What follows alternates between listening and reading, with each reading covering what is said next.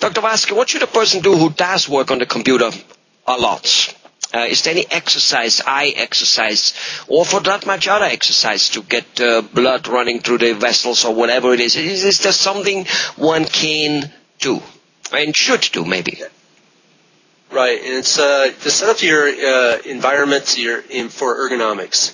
So I call it the rules of 20. So your computer screen should be 20 inches away, and so which is about the length of your arm, and you should be the computer screen. Something like that, exactly. All right, I'm good. And then the other one is having the computer screen a little bit below eye level, so you're not looking up. Because if your eye upper lid is looking up like this, it's got farther way to travel.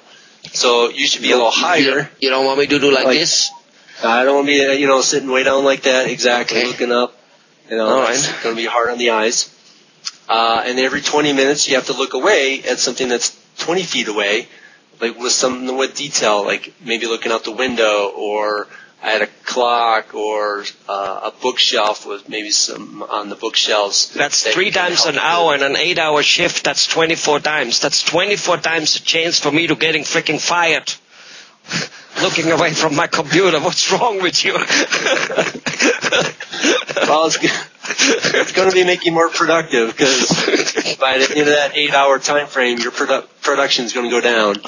So okay, so look away. That break. 20 feet or so. If that means you need to step out of your office, go ahead and do it, right? Right. Yeah, if it's for 2 minutes, that's fine. Yeah. Allow your eyes to refocus in those situations. But the constant barrage of looking at these pixels, looking at that screen all day long is just going to wear on the eyes. Okay. So basically, is important. Balance it. Anything else? No, that's key things. Okay. All right, good.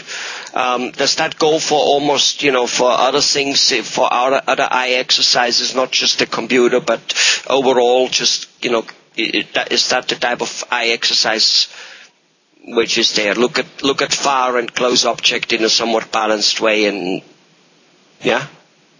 Right. Yeah, there's some other ways you can try and help the focusing muscles. You can take a book and do a trombone and slide it up until it gets out of focus, and then you can slide it back away until it becomes clear. And doing that, it's kind of like a little push-up for the muscles that make you focus up close and far away. There's some proof in that to help your eyes be more flexible, make the lens. It's actually the lens of the eye be more flexible. I mean, the muscles that bend that lens to autofocus, like a camera, need to be worked out more. I mean, it's going to harden anyway. So how long can we extend that the ability to focus by bending that lens, being able to read? That's one little test you can do, or therapy on your eyes, so to speak. Okay, all right. In fact, in that extent from what you just said, I have seen glasses which are really not glasses. Those are glasses with lots of little holes in it, and you try to learn how to read through those holes. I have tried them, because somebody had them, and I said, "What's that all about?" And the person told me, and I looked through it, and holy and behold, it almost worked a little bit like a magnifying glass, or at least it had the effect like, like when you read in the sunlight, where in the sunlight I can read the newspaper, inside, even though it's nice and light, I cannot. So is there anything, is that the similar effect what you just have by kind of like looking through exercising the eye or what? Sort of. With the pinhole effect, you're getting the one ray of light that goes through that one hole and able to focus right on your eye. And that's why when it's bright, your pupil gets really small and it works like a pinhole. So there's this one bit of image ray that gets focused or put on the back of your eyes, and which is you're not having to work at it. So that's called a pinhole effect. The focusing, the exercise is to make the lens more flexible. Okay. Got it. Okay.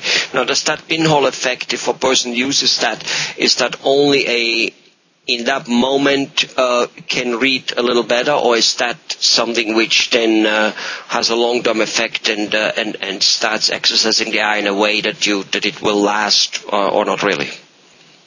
No, I mean, even if with any pinhole, with any type of person, or any person that has some type of visual correction, whether it just be for reading or just be far away, there always will be that one image that goes focused into the eye. So a pinhole is not really doing any exercises to the eyes.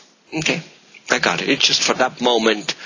It might it might work. So if you're out of what you might call it, magnifying glass, and you can create a pinhole effect, you might be able to read what you want to read. That's right. Take a piece of paper, put a hole in it, and just hold it up to your eye, and you might be able to read that way. You might be able to read it enough to crack the code.